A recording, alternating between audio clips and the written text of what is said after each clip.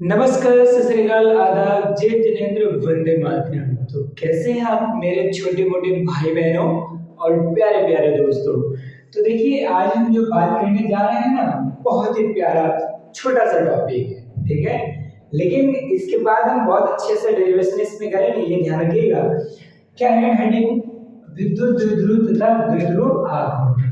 तो सबसे पहले हम ये जान लेते हैं कि आपका ये विद्युत द्विध्रुव क्या है और विद्युत द्विध्रुव आघूर्ण क्या है। मैं फिर से कह रहा हूँ, विद्युत बोला जाए या विद्युत बोला जाए, आप घबराइएगा नहीं, ठीक है? तो देखिए सबसे पहले हम परिभाषा देख लेते हैं। कह रहा है जब समान परिमाण तथा विपरीत प्रकृति के दो बिंदु आवेश एक दूसरे से अल्प दूरी पर स्थित होते हैं तो आवेशों का यह निकाय विद्युत द्विध्रुव कहलाता है।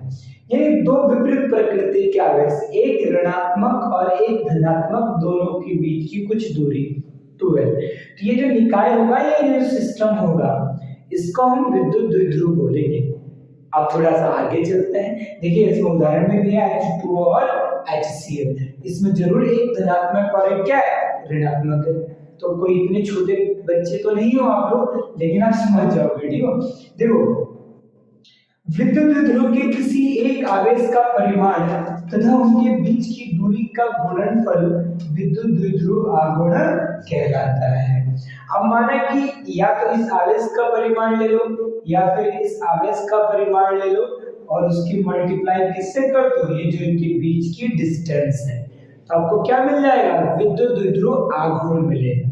ध्यान रखिएगा, एक विद्युत द्विध्रुव है, कहाँ लिखा मैंने विद्युत द्विध्रुव, ये रहा, और एक विद्युत द्विध्रुव आघूर्ण है। दो चीजें हैं यहाँ पर।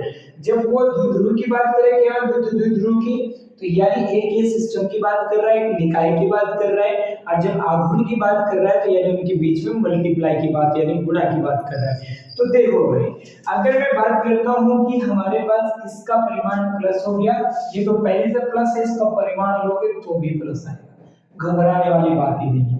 तो क्या हो जाएगा कि मैं अगर विद्युत द्विध्रुव आघूर्ण निकालूंगा तो क्या हो जाएगा, अतः विद्युत द्विध्रुव आघूर्ण। तो विद्युत द्विध्रुव आघूर्ण की अगर मैं बात करूंगा तो बड़े प्यार से मैं यहाँ पर फॉर्मूला लिख सकता हूँ। ये लिख दिया मैंने, लो भैया वेक्टर फॉर्म में यानी सदिश रूप में लिख दिया है। कोई दिक्कत परेशानी है? सदिश रूप में इसलिए लिखा क्योंकि ये सदिश राशि है, ध्यान रखिएगा। अब इसको हम ऐसे भी लिख सकते हैं, देखो, या हम ऐसे लिख सकते P बराबर Q इंटू 2 है। कहीं कहीं पर ये क्रॉस नहीं लिखा है, Q इंटू डॉट लगा दिया ऊपर, ठीक है? तो मल्टीप्लाई करने का अपना अपना सिस्टम होता है, घबराने की कोई बात नहीं। तो ये आपके पास आ गया विद्युत द्विध्रुव आघूर्ण का फार्मूला यानी सूत्र। अब इसमें देखिए आपके पास दो चार चीजें हैं। सबसे पहली बात कि जो इसका मात्रक होगा ना, तो आवेश का मात्रक कूलाम है, क्या है, कूलाम, और दूरी का मात्रक क्या हो जाएगा, मीटर। ये इसका ऐसा ही मात्रक हो गया। कोई दिक्कत परेशानी?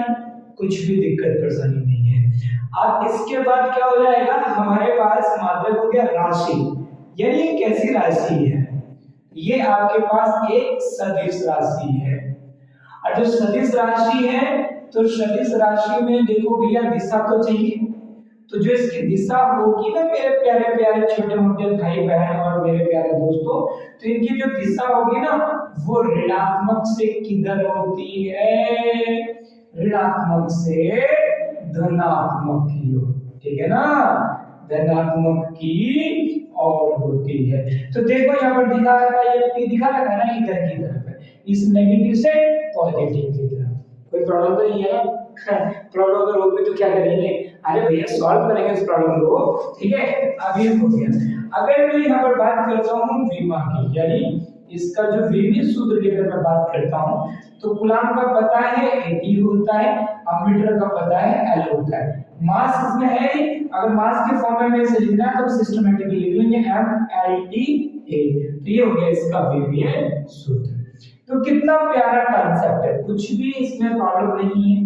आप एक बार दो बार वीडियो को देखें और अच्छे से नोट्स बनाएं। आपके पास अगर बुक नहीं भी है तो भी आप अच्छे से यहाँ पर देख करके बना सकते हैं। आप अपनी कॉपी में जरूर लिखिएगा। अब लेट करके, सो करके, खा करके आप वीडियो तो देख सकते हो, लेकिन लिखने के लिए आपको प्यार से हाथ मुंह धो करके बैठना पड़ेगा और एक अच्छे से कॉपी किताब की कॉपी लेकर के, पेन लेकर के आपको नोट्स बनाना पड़ेगा। कोई प्रॉब्लम है तो आप कमेंट कीजिए, और कुछ ज़्यादा प्रॉब्लम्स हो रही है सब्जेक्ट को लेकर के, आपकी प्रिपरेशन कंप्लीट नहीं है, तो व्हाट्सएप नंबर दिया है, आप उस पर कॉल करें, मैसेज करें, अपनी प्रॉब्लम का सॉल्यूशन पाएं।